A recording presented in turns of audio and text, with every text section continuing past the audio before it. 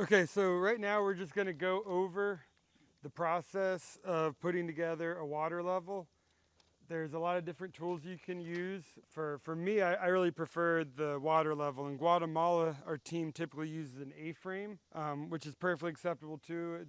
This fits really well in my car though. I've got a little sedan.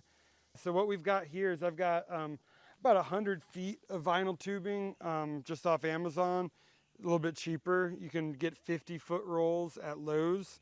The one that we have here, this is a 1/2 inch inner diameter, 5/8 outer diameter, which I find is a really good size. When you get some of the thinner pipes, there's a lot of cohesion and the water kind of gets stuck to the side. It takes a while for it to level out. Finger fits really well over the top of it to cap. So basically I've got my vinyl tubing at like a 50-foot length.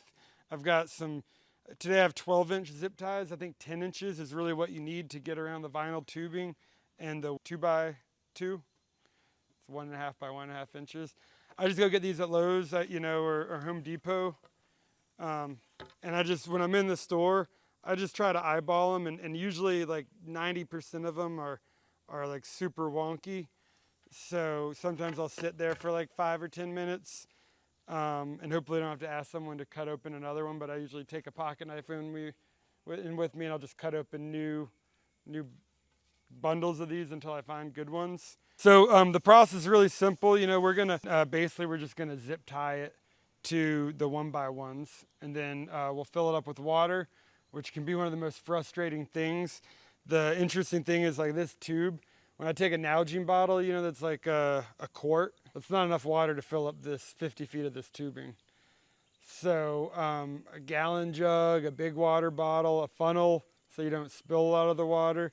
And really for me, one of the best things is a pressurized hose, but you never kind of know what you're gonna find when you get to a property. They might not even have a well or any running water.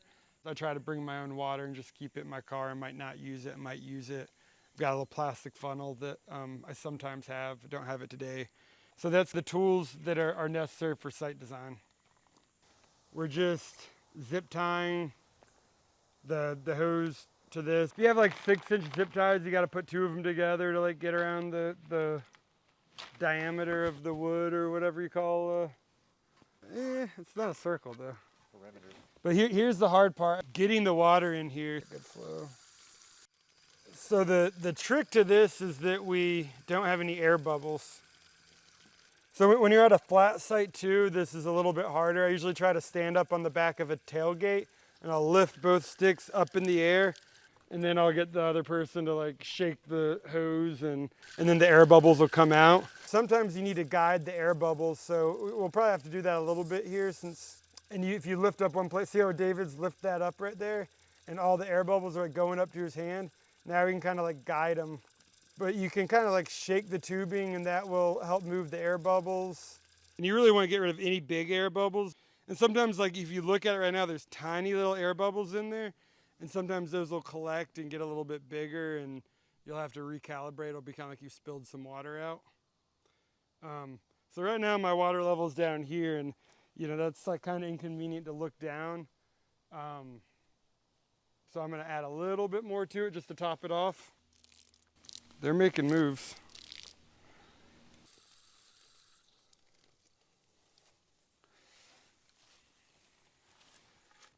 So I kind of coined this term, I think. I kind of made it up, but I really like it. I call it, I calibrate the level.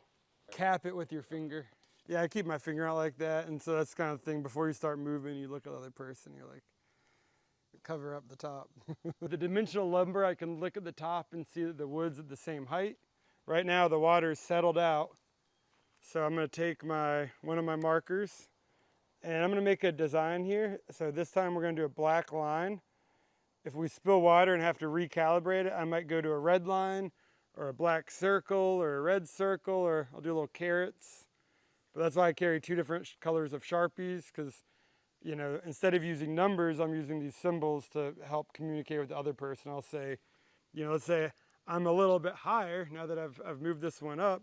You can see the water level shifting, and on this side, it's a little bit below the black line. On the other side, it's above the black line. So I know that right now that these 2 bottoms of the stick are not at the same elevation, they're at different elevations.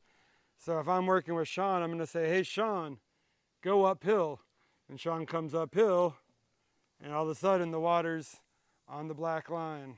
Or Sean goes too far uphill and the opposite happens. Like, no, Sean, that was too much. Go back downhill.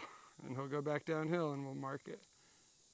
So as a technician, my approach is that I always stay on one side and I give the flags to the person that I'm working with. When I look at it as with the side that I always stand on as kind of the back guy, who I'm finding the main point and then they're moving up and down to find level. If on my stick it's above the line, the water is above the line that I'm trying to mark on, I tell them to go downhill. But on their side of the stick, if they're uphill, the water is below the line. So it's kind of like an inverted controller in a video game is I always use that analogy. That being said, anytime I'm changing lines and I'm moving to like my next elevation, I will bring both sticks together just like this and maybe pick up the tail or have the other person watch the tail to make sure it doesn't get caught. And we'll walk uphill. If we both try to walk uphill, we're very likely to spill water out. You know, if one person bends over to tie their shoe without covering the top, we're likely to spill water out. But yeah, so here's the recalibration. So all I'm doing is I'm putting it back together. You know, I might change colors. That was the opposite way. But here I'm going to do a black circle. So once it settles out,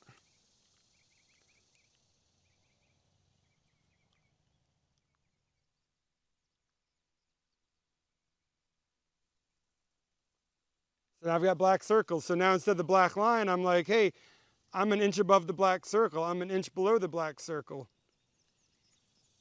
And so I always try to mark every valley and every ridge. So like an example of where I might say, hey, just go as far apart as me and Matt are instead of going the full 36 feet would be if we were in the middle of a valley. Because I want to know, I don't want to just cut the valley off, because the valley is going to be like a V. I don't want to cut that area off and now have a area that is not on contour. So I want to mark all the valleys and all the ridges. Now sometimes I will come through and fine tweak things. So for example, if there was a house right here and we were doing a swale across here, I don't want the overflow ever to go out and wash out the neighbor's house or the livestock pen or whatever features down there.